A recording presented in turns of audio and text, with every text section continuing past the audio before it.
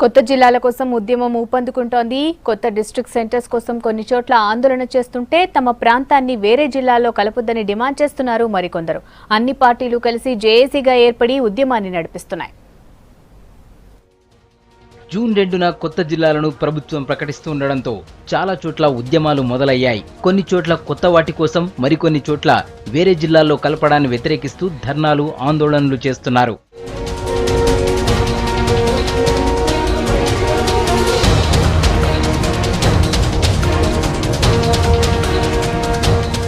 వరంగల్ జిల్లా మహబూబాబాద్ ను జిల్లాగా ప్రకటించాలంటూ జేఏసీతో పాటు టీఆర్ఎస్ నేతలు డిపో ముందు బైఠాయించారు.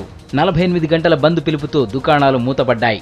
వ్యాపార, ఉద్యోగ, కార్మిక సంఘాలు ఐక్యంగా ఏర్పడి పట్టణంలో తిరుగుతూ బంద్ నిర్వహించాయి. ఉమ్మడి ఆంధ్రప్రదేశ్లోనే మానుకోట జిల్లా డిమాండ్ ఉందని జేఏసీ నేతలు అంటున్నారు. కేసీఆర్ గారు ఏదైతే శాస్త్రీయంగా జిల్లాల ప్రాతిపదిక ఏర్పడుతుందని చెప్పాడు, మరి అలా మానుకోట కూడా భౌగోళికంగా అన్ని వనరులుండి, అన్ని సదుపాయాలుండి మరి ఉండబడినటువంటి ప్రాంతాన్ని జిల్లాగా చేయకపోవడం, మరి జిల్లా కేంద్రానికి వరంగల్కు సుదూర ప్రాంతంగా ఉండి మరి పరిపాలనాపరమైనటువంటి సౌలభ్యం ఉన్నా, మరి పూర్వపు అతిపెద్ద రెవెన్యూ ప్రాంతంగా ఉన్నా, నిజాం కాలం నుంచే ఒక ప్రత్యేక స్వపరిపాలన కొనసాగినటువంటి ప్రాంతం ఇవాళ జిల్లా ముఖ చిత్రంలో లేకపోవడం మరి విడ్డూరంగా ఉంది. వేములవాడను కరీంనగర్ జిల్లాలోనే ఉంచాలని నియోజకవర్గ బంద్ జరిగింది.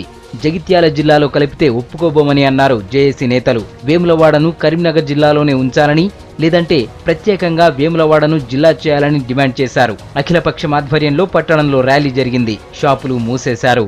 మరి వేములవాడను ప్రస్తుతం ఉన్న కరీంనగర్ జిల్లాలో కొనసాగించే విధంగా మరి ఈరోజు మరి ఎంతో పెద్ద ఎత్తున మరి బంద్ సక్కస్ చేసినందుకు అన్ని వ్యాపార వర్గాలు, పండ్ల దుకాణాల కాంచెలి, హోటళ్లు, పాంటేరాలు, సినిమా హాల్ కూడా స్వచ్ఛందంగా బంద్ చేసి మేమందరం కూడా ఒక ముక్త కంఠంతో మా వేములవాడ ప్రాంతాన్ని మరి కరీంనగర్ జిల్లాలో కొనసాగించాలి.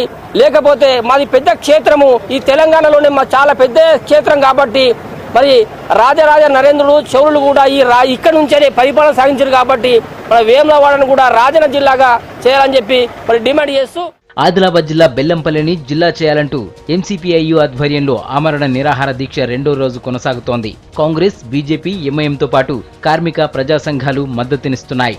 బజార్ ఏరియాలోని కంటా చౌరస్తా దగ్గర రాస్తారోకో చేయడంతో వెహికల్స్ నిలిచిపోయాయి. కొత్త జిల్లాగా బెల్లంపల్లిని జిల్లా చేస్తే నయా పైసా భవనాలకు ఖర్చు పెట్టాల్సిన అవసరం లేదన్నారు ఎంసీపీఐయు నేతలు.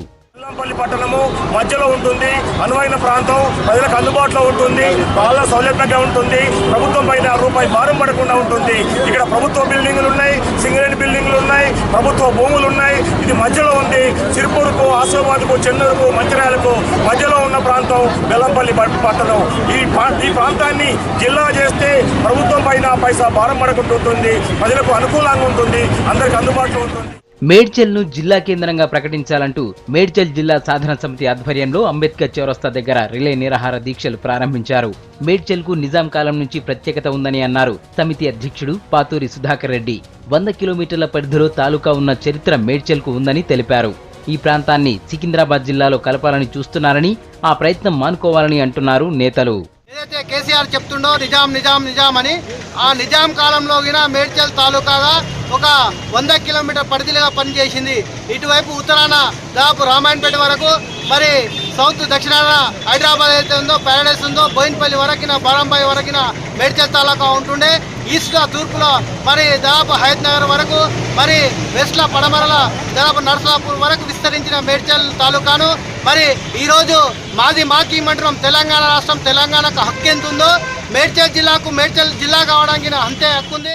ఖమ్మం జిల్లాలోని భద్రాచలాన్ని ప్రత్యేక డిస్ట్రిక్ట్ గా ప్రకటించాలన్న డిమాండ్ వినిపిస్తోంది. డివిజన్ ను నష్టపోయిన భద్రాచలంను జిల్లా కేంద్రంగా ఏర్పాటు చేయాలని స్థానిక అంబేద్కర్ సెంటర్ దగ్గర రిలే నిరాహార దీక్షలు చేస్తున్నారు. రాజకీయాలకు అతీతంగా నాయకులు ఈ దీక్షల్లో పాల్గొంటున్నారు.